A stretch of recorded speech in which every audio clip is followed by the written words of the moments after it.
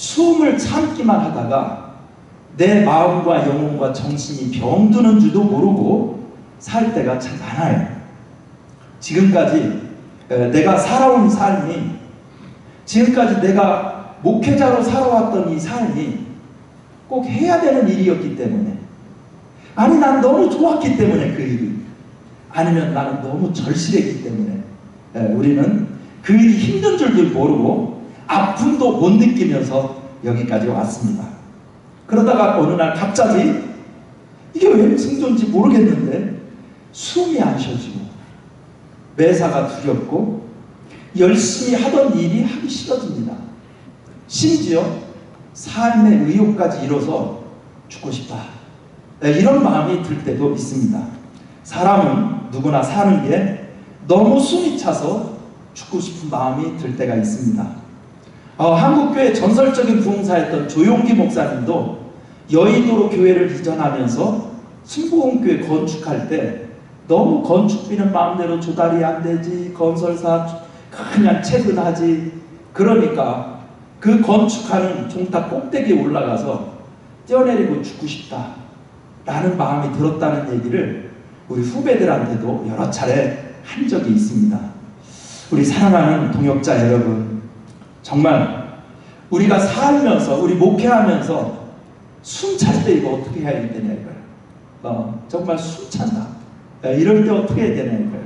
오늘 우리가 읽은 성경 본문에 그 구약 최대의 선지자라고 얘기하는 엘리야가 이 살면서 숨이 찰 때 그가 했던 처방이 오늘 19장에, 열왕기상 19장에 나와 있어요.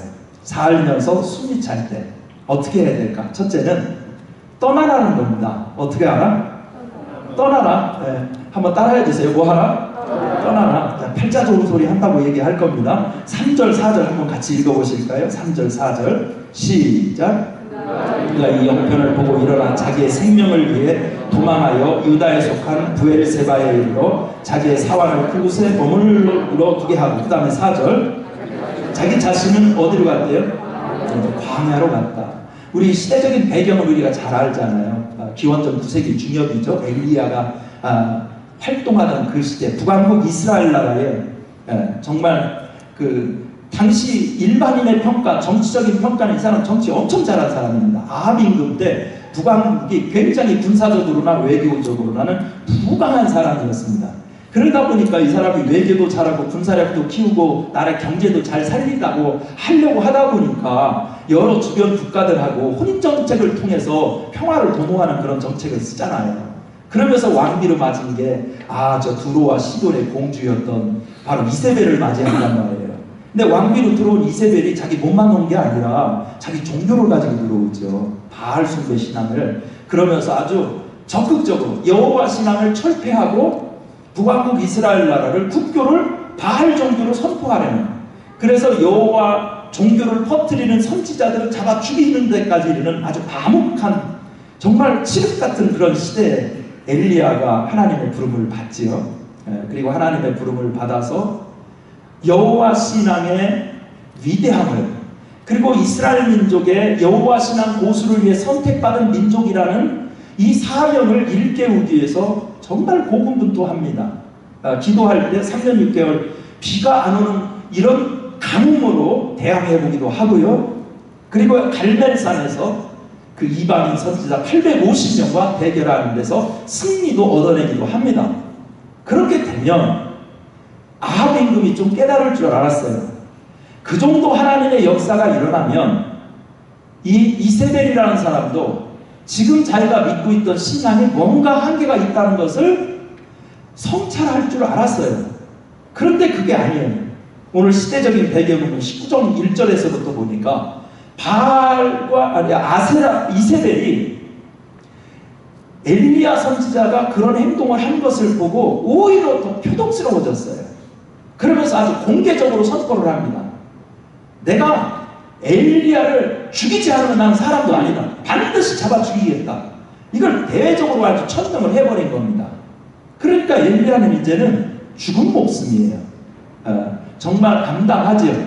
아무리 발버둥 치고 하나님의 살아계심을 증명해도 그 사람들의 마음은 돌덩이처럼 굳어서 움직이지를 않고 시대 상황은 전혀 변화되지 않으며 오히려 더 악화돼서 자기를 죽이려고까지 생명의 위협을 받게 되니까 어떻게 되느냐.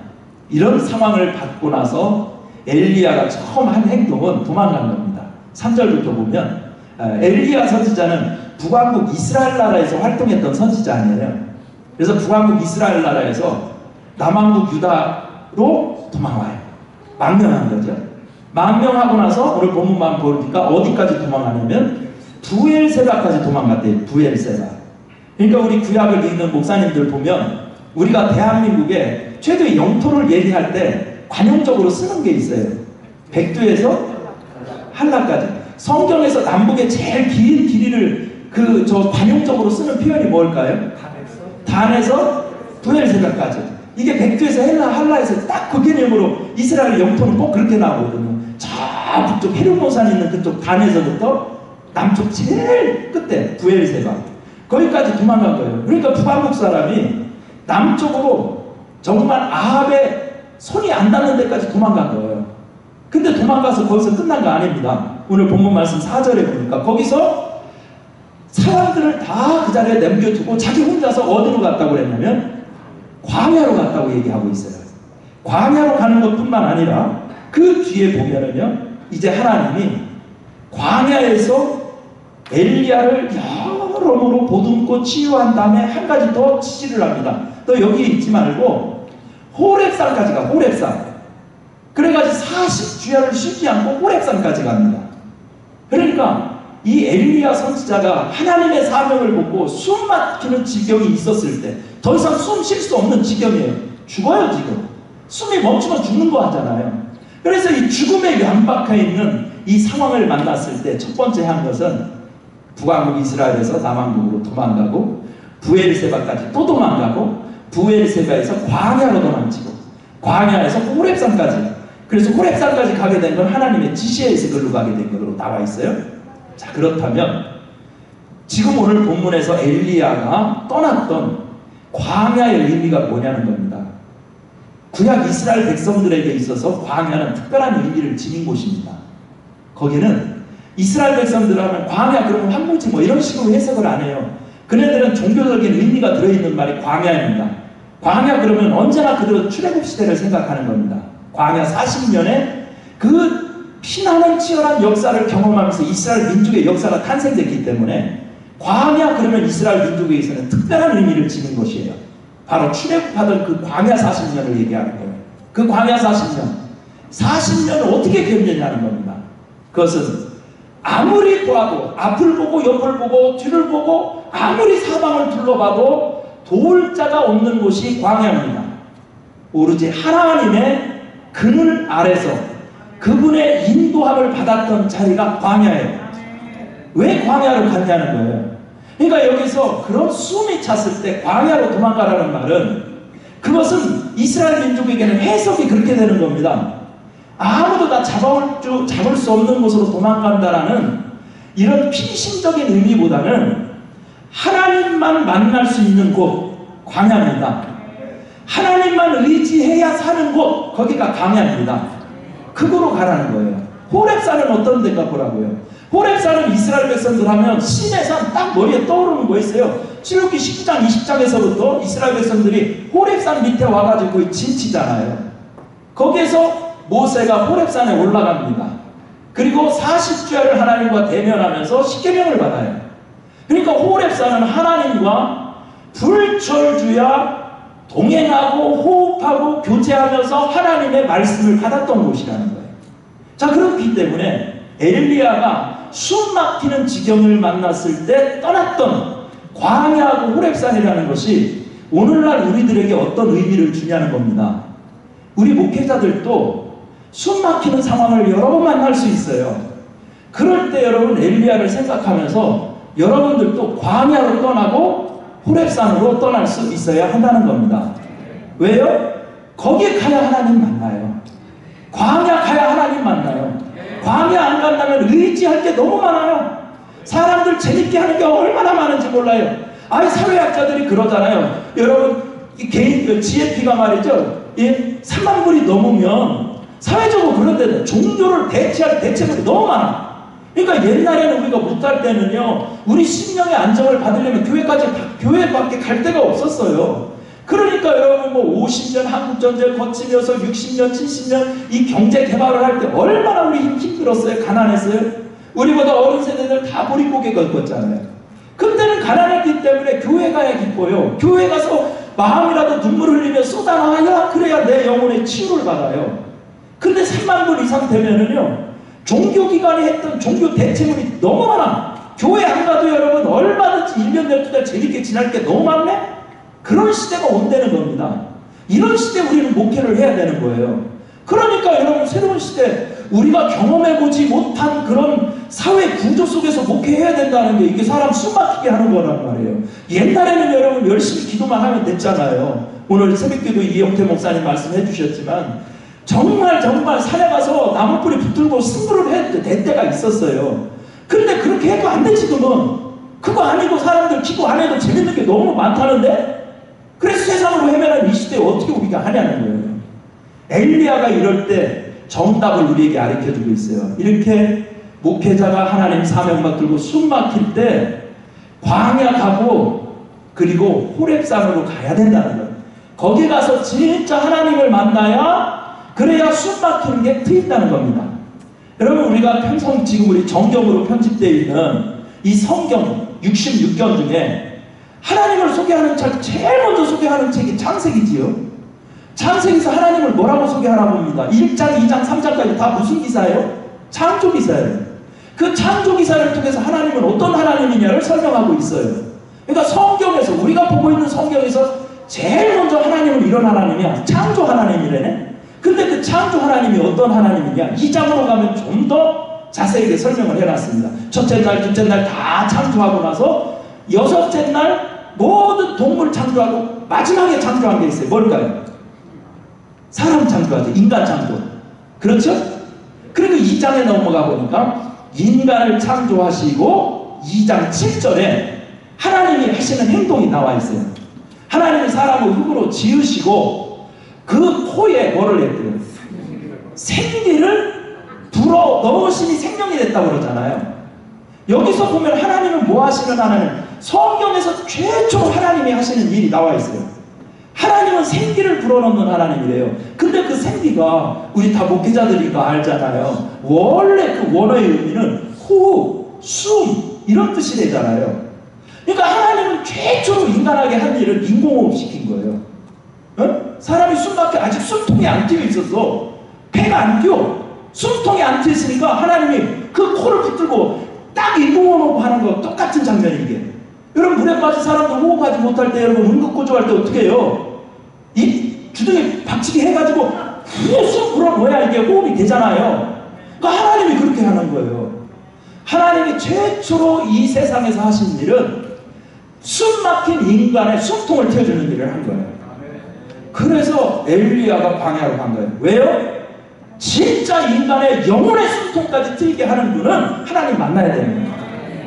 진짜 영혼의 숨통까지 뛰게 하시는 분은 하나님밖에 없어요. 병원 가가지고 육체에 여러분 심장 뛰게 하는 거 누구나 할 수 있죠. 우리 영혼에 숨 막힌 거 어떻게 할 거예요? 정신의 마음에 숨 막힌 거 어떻게 할 거예요 이거? 근데 이것은 하나님의 숨을 불어넣어 주신, 그분은 나를 호흡시켜서 내 호흡을 뛰게 해서 다시 나를 생명이 되게 하시는 분이기 때문에, 그래서 하나님은 엘리야를 광야로 인도하시고 호렙산으로 인도한 거예요. 숨 막힐 때 떠나셔야 된다는 겁니다. 아멘입니까? 네. 여러분의 광야를 반드시 찾아야 돼요. 여러분 이 정도 목회를 하고 나면 숨 막힌 경험 한두 번 안 하신 분 없을 거예요. 반드시 여러분들의 광야를 찾으셔야 돼요. 제가 2015년 이제 감리사 할 때입니다. 양천지방 이제 감리사 할 때인데, 그때는 교역자 체육대회라고 있었잖아요. 2년에 한 번씩. 기억나시죠? 살벌했죠. 열심히 하는 지방은 막 열심히 하고, 또 뭐 그냥 별로 거기에 비중을 안 두는 지방은 뭐 좀 약하게 하고 그랬는데, 양천지방의 감리사가 되면은요 무지하게 부담감이 있어요. 왜냐하면 역대 옛날에 말이지 임영웅 감독님, 문충 목사님, 김종수 목사님, 그 쟁정했던 목사님들이 다 우승했기 때문에 준우승만 해도 역적이 되는 거예요. 그러니까 감사 되면은요, 일단 그거부터 머리 싸매고, 일단 거의 2달 전부터 체육관 빌려가지고 연습하고 교회 다니면서 회비 먹고 이런 것부터 하는 거예요. 그런데 이제 이렇게 하다 보니까 양천 지방이 하도 우승을 많이 하니까 전 연회적으로 양천 지방이 공공의 적이 돼가지고 여러 가지 대책을 쓰는 겁니다. 양천 지방 우승하지 못하게 하려면 어떡할까? 그래가지고 2019년에 제가 감리사 할 때 그때도요, 아니 주종목이 배구인데 배점을 똑같이 했어요. 배구 이런 거 외에 전혀 체육적인 실력과 상관없는 윷놀이. 배구도 우승에 100점인데 윷놀이도 100점이야. 그럼 이거는 뭐 보나 마나한 거야. 양천지방 우승 못하게 하겠다는 윷놀이만 들어간 게 아니야. 제기차기도 들어갔네. 아 참네. 윷놀이, 제기차기 또 뭐 하나 들어갔었는데 3가지? 네? 투어 던지기 이런 것까지 한 거예요. 그래서 전통적인 강호였던 양천지방 배구 잘했지, 족구 잘했지, 뭐 다 잘했던 그 종목을 우승해봤자 다른 지방에 별로 힘들이지 않는 거 윷놀이 잘하고 이렇게 해서 우승하면 완전히 우승의 판도가 바뀌게 되겠다는 거예요. 근데 하여튼 그 대회에서 저 여러분 화성 가서 했던 거 기억나시죠? 기억도 안 나시는 분들은 회개해야 돼. 서로 남녀에 회원 자격이 없어. 그런 연애적인 행사에 참석도 안 하시는 분들 뭘 그냥 호적 팍버려야지 뭘. 아멘이죠? 공감하시는 분이 있어서 너무 감사해요. 그렇게 했는데도 그 대회에서 양천지방이 5종목 우승하고 1종목 준우승했어요. 제 감리사 할 때. 그래서 종목 우승했어요. 그러니까 이제 나중에 체육대회 끝나고 나오는데 여기 오신석 감리사님도 있지만 대책은 다른 방법이 없다. 양천지방을 둘로 나눠야 된다. 이제 이렇게 얘기하더라고요. 근데 그때요. 그때. 그날 이제 막 이제 다 만반의 준비를 하고 화성을 향하여 버스를 타고 서부간선도로를 쫙 가는데 서부간선도로 끝나면서 서해안고속도로 들어갈 때 약간 터널이 나와요. 조그마한 터널. 터널이라고도 할 수 없지. 뭐 구름 그 다리 밑으로 지나가는데 거기를 지나가는데 숨이 안 쉬어지는 거예요. 이거 왜 그러냐? 숨이 안 쉬어지고 막 미치겠는 거예요. 어디 빨리 좀 그래가지고 잠깐 세워서 나가고 싶은 거예요. 차에서. 이거 왜 이러냐 이게. 그래가지고 내가 나도 이런 증세를 경험을 못한 거예요. 그래가지고 가다가 막 나 숨이 막히니까요 배 아픈 것도 같고 화장실 가고 싶은 것도 같고 그래가지고 내가 뭘 잘못 먹어서 화장실 가서 그러고 싶어서 그런가? 그래가지고 운전기사한테 부탁을 해가지고 여기 화장실 갈 수 있는데 좀 찾아달라고 저기 주유소로 갔어요. 주유소로 가서 화장실 가는데요 큰 거 작은 거 아무것도 안 나와요. 그러면서 이러는 거예요. 그때부터 이상해. 약간만 뭐가 있으면은요 숨이 안 쉬어지면서 그게 생기니까 덩달아서 이제 연쇄적으로 막 이런 증상도 불면증. 여러분요 밤에 잠 못 자는 거 이거 미칩니다. 새벽기도 나가야 되는데 잠이 안 와요. 꼭 눈에 모래알는 것 같아요. 말똥말똥하고 그것도 하루는 괜찮아요. 일주일 되고 한 달 되고 2달 되고 사람이 바짝 마르기 시작합니다. 불면증 오니까는요 그 다음에 연쇄적으로 오는 게 뭐냐면 식욕이 없어져요. 아무것도 먹고 싶지 않아요. 뭐 감각이 없어져요. 사람의 정서적인 감각이 없어져요. 그렇게 하고 나더니 나중에는 또 뭐가 되느냐. 그렇게 되니까 이게 또 파생돼가지고요. 사람을 만나기 싫은 거야. 아니 목회자가 사람 만나는 직업인데 교인도 못 보겠어요. 교인도 못 보겠어요. 정말 주일날 나는 설교를 정말 너무너무 흥분되게 막 기다리고 그랬던 사람이거든요.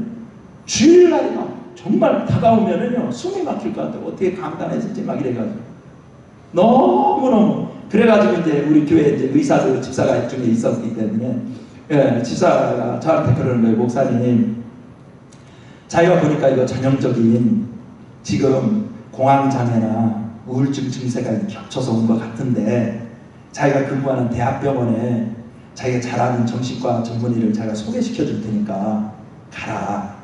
진료받으면 금방 됩니다. 그런데 그거 묵혀두면 이게 완전히 고무줄 같대요. 그래서 이게 딱 이렇게 늘어났던 것을 탁 놓으면 바로 원래 자리로 돌아오는데 느린 상태로 계속 있고 나면 탄력이 잃어서 나중에 놔도 안 돌아오는데 우울증이라는 게 그렇고 공황장애 증세가 그렇다 그래서 이제 치료를 받았죠. 치료를 받으니까 한 6개월 지나니까 빨리 조치를 하니까 호전이 빨리 되더라고요. 이제 호전이 되면서 그런 증세를 겪고 나니까 나 목회 자신 있었는데 설교하는 거 보면 막 진짜 시켜주기만 해. 왜 나를 안 알아주는 거야? 막 오히려 이렇게 생각할 정도로 그랬는데 그 뒤로부터는 막 만사가 막 두려우니까 나중에 장로님들한테도 이제 사실대로 얘기했죠. 내가 이런 증세를 앓고 있습니다. 그러니까 장로님들도 뭐 저 청년 시절부터 어린 시절부터 너무 잘 봐왔던 분이니까 애정이 있어요. 저에 대한. 그러니까 다 그런 치료 과정이라든지 그런 과정을 알려주고 다 배려해주고 그리고 나서 그때 이제 교회에 부탁을 했어요. 내가 지금까지 나는 목회자의 자세에 대해서는 정말 보수적이다. 지금 작년까지도 저 여름 휴가를 안 갔거든요. 사무실 다 휴가 보내도 혼자서 사무실 딱 앉아있으면 맞아, 목사는 이래야지. 내가 교회를 지키는 사람이야. 이런 생각을 가지고 있었던 사람이에요. 이제 그런데 너무 이제 내가 부닥기니까 장로님들한테 교회 기획위원회에서 얘기했어요. 제가 한 번도 휴가도 지금 안 가고 내가 어디 뭐 돌아다니는 공무회는 다닌 적이 없는데 나 안식년 석 달만 주시오. 석 달만. 그러니까 장로님들이 그러더라고요. 아이고 너무 고맙대. 왜냐하면 장로님들도 자기들이 먼저 얘기하고 싶었대. 저렇게 막 고생을 하고 있고 저렇게 막 그냥 공황장애 증세 막 우울증 증세로 저렇게 찌릿찌릿 되는데 좀 어디서 쉬다 오세요 하고 싶은데 내가 오해할까봐. 그러니까 어디 막 안식년 갔다 오세요 그러면 이제 당신은 에너지가 다 됐으니까 이제 좀 바꾸고 싶어 이런 뜻으로 내가 오해할까봐 자기들이 말을 먼저 못 꺼냈대요. 그랬다고 우리는 먼저 다 기도하고 그런 기회를 가지고 할 수 있도록 자기들은 먼저 생각하고 있었다. 그래가지고 이제 안식년 3달을 맺었죠. 그래가지고 2018년에 그러면 안식년을 어디로 가야 되냐.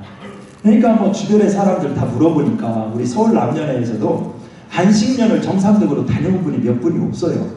손에 꼽을 정도로 몇 분이 있더라고요. 근데 다녀왔다는 분들도 대부분 보면 어떤 분은 뭐 저기 알래스카에서 저기 아는 지인에서 막 아무것도 안 하고 막 거기서 막 진짜 막 얼음 호수가 있고 막 이런 데서 막 쉬다 왔다 이런 분도 있고 뭐 어디 스위스에서 있다 왔다는 분도 있고 그런데 나는 알래스카에도 아는 사람이 없고 스위스도 아는 사람이 없으니 갈 데가 없는 거야. 다 하려고 그랬는데 뭘 해야 되는지 모르겠는 거예요. 근데 그때 막 한국에서 제일 입다 소개되고 있었던 게 산티아고예요. 산티아고 가서 막 은혜가 터진다더라. 그래가지고 이제 그러면 내가 갈 때는 거기밖에 없네.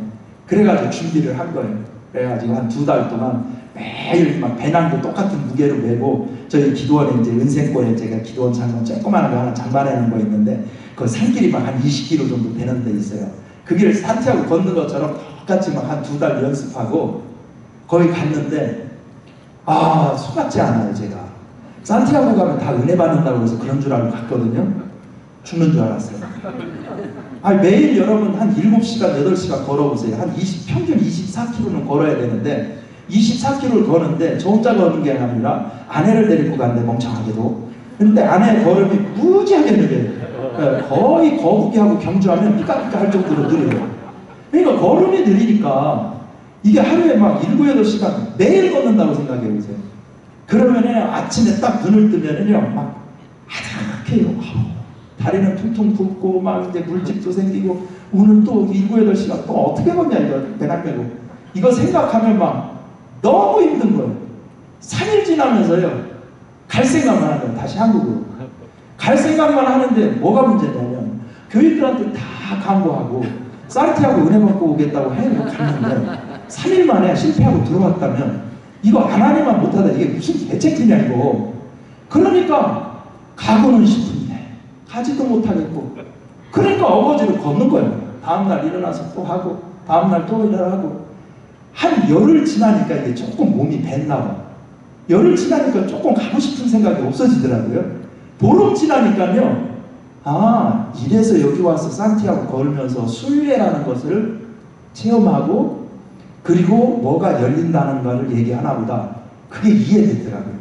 그래서 보름 이후에 37일 동안 이제 900km 저 피니스테라라는 데까지 이제 산티아고 지나서 100km 더 가는 데까지 완전히 갔다 왔는데 37주 동안 걸었거든요.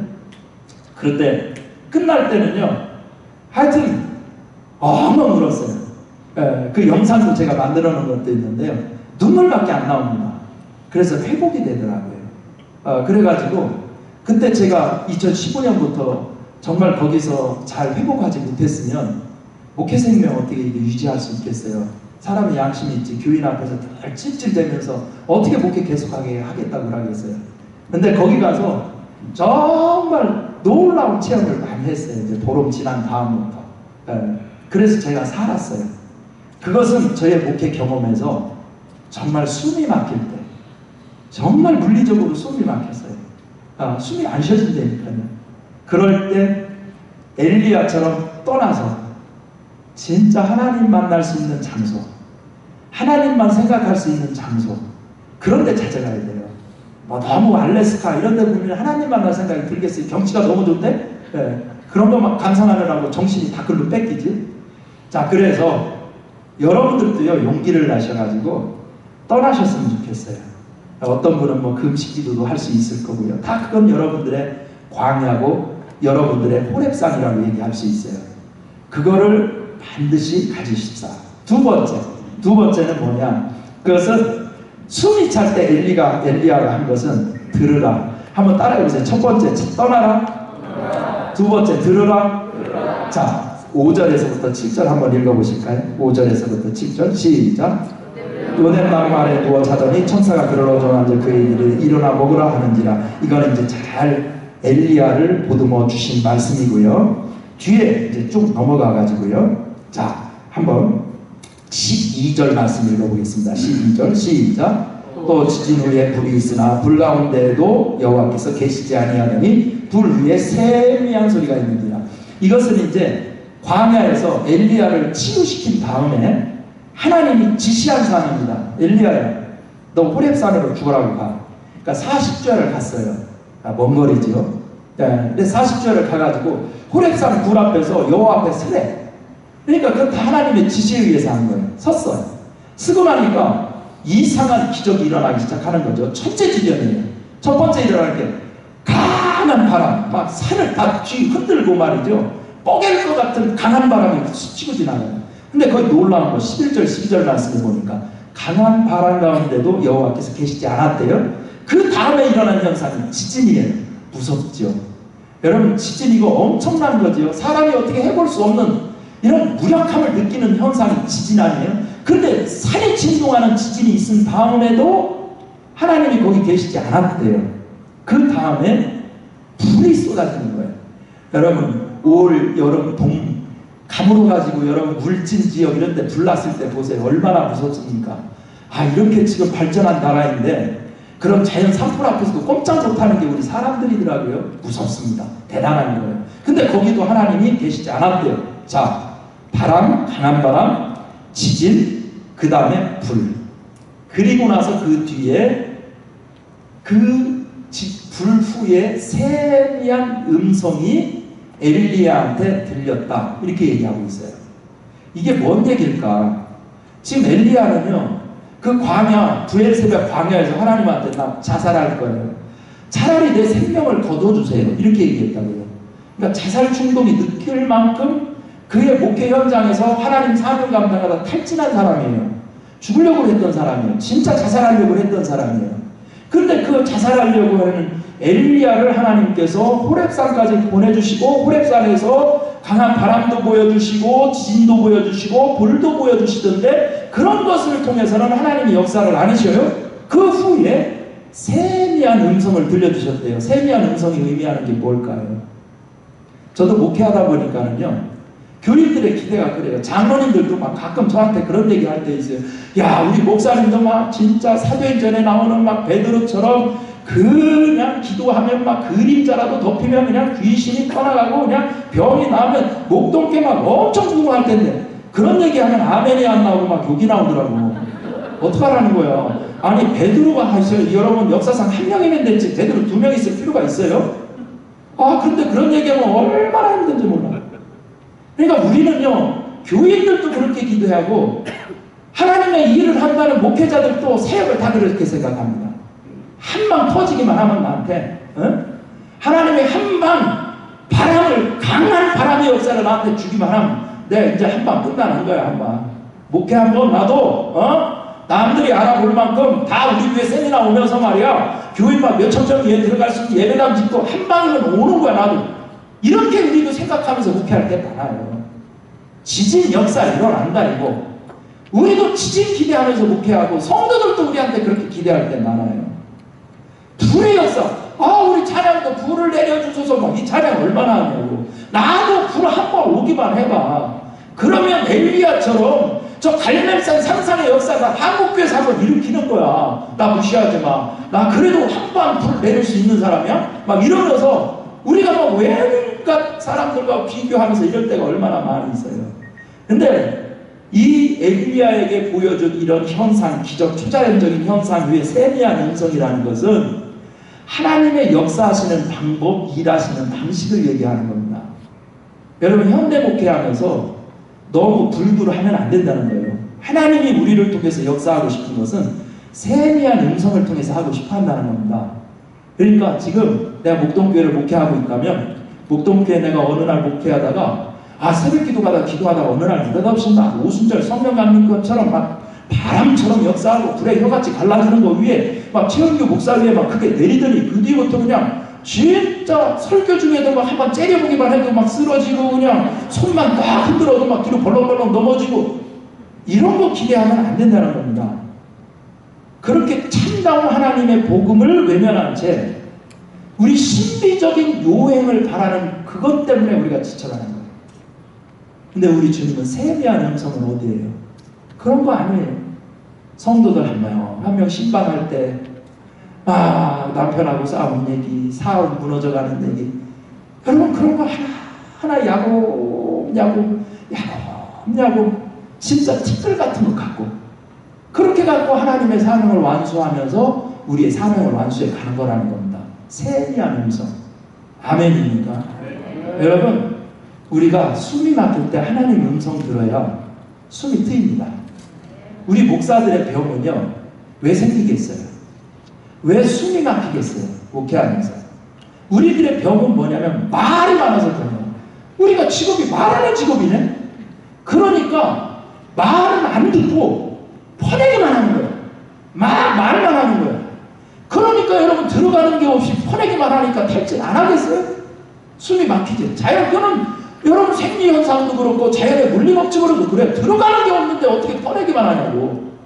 그런데 이게 지금 우리 목사들이 이게 병인지도 모르고 그냥 우리는 떳떳하게 살아요. 자신을 속이고 교인들을 사귀면서 아니야 나는 내 속에서 막 손좀 샘이 있다니까 이렇게 생각하면서 할 때가 많은지 얼마나 많은지 몰라요. 그래서 진짜 이제 저희 세대만 하더라도 한국교회를 보면서 걱정되는 건 우리 후배들 세대입니다. 후배들 세대. 얘네들 때 이거 목회. 아니 우리 이제 몇 년 더 하다가 이제 목회 끝나고 난다면 얘네들이 한국교회 진짜 이거 강단 책임질 수 있을까? 이런 생각할 때 얼마나 많은지 몰라요. 저희 교회도 이제 부교역자들이 있지만은 부교역자들 또래들 막 뭐 수요예배 설교도 시키고 주일 오후 예배 설교도 시키고 그러면 뭐 우리 교회 부목사들 찍어서 얘기하는 게 아니니까 여러분 또 홈페이지 들어가서 목동교회 부목사들 누구냐 찾아보지 마요. 잘하고 있는 사람들이야 그 사람들은. 그런데 그 사람들 설교 들어보면 여러분 한번 솔직히 얘기해 보십시다. 귀에 들립니까? 연예 심사도 다 하시잖아요. 걔네들 설교하는 소리 들으면 이게 뭔 소리야 도대체. 귀에 들려요 안 들려요? 왜 그러는 거예요 도대체? 아니 다 성경 말씀 갖다 끌어다 하잖아. 좋은 말씀, 우리 후배들 세대는 공부 우리보다 더 많이 해가지고 더 많은 정보를 거기다 막 취약해서 더 막 영상 자료 같은 거 쓰면서 하잖아. 그런데 안 들려 이놈에게. 왜 안 들릴까? 그래서 저는 후배들한테 늘 하는 얘기가 그래요. 니들 설교 귀에 들리는 설교 하려면 많이 들어야 귀가 열리는 거야. 이 도둑놈들아, 니들은 그렇게 어디 은혜 받으려고 남한테 설교 들으려고 그렇게 갈급하게 다닌 적도 없으면서 니들 속으로는 그러지. 그렇게 해본 적도 없으면서 내 설교 듣고 막 사람들이 환장을 하고 내 설교 듣기 위해서 줄을 서고 그런 목회하기 니들 기대하고 있지. 이런 도둑놈 신부가 어딨냐. 여러분 하나님의 하나님이 심은 대로 거두게 하는 건데, 우리 평생 말하고 쏟아내야 될 분량보다 듣는 말씀이 100배, 1000배 맞아야 이만큼 나오는 거예요. 하나님의 말씀이. 근데 우리 병이 그래. 이런데 하면 여러분, 서울 남녀회 제가 감독할 때 서울 남녀회 회원이, 목사님들 회원이 1208명이었어요. 1208명인데 내가 아까 설교하면서 기도할 때 눈 살짝 뜨고 세어봤더니 62명 앉아있더라고 여기에. 사모님들까지 그것도 쳐서. 그런데 사모님 빼면 목사님들 너무나 온 거예요 이거. 영성을 위해서 하자는데 안 와요. 왜요? 듣는 거는 자기가 너무 잘났어. 너무 잘났기 때문에 들을 필요가 없다는 거예요. 여러분, 세미한 음성에 하나님으로 역사하신다는데, 여러분 정말 한국교회 내노라는 말에 스타 목사들의 입술을 통해서만 하나님 말씀하는 게 아니에요. 어떤 사람은 개떡 같은 말씀을 전해도 그런 사람을 통해서 하나님이 역사할 수도 있는데요.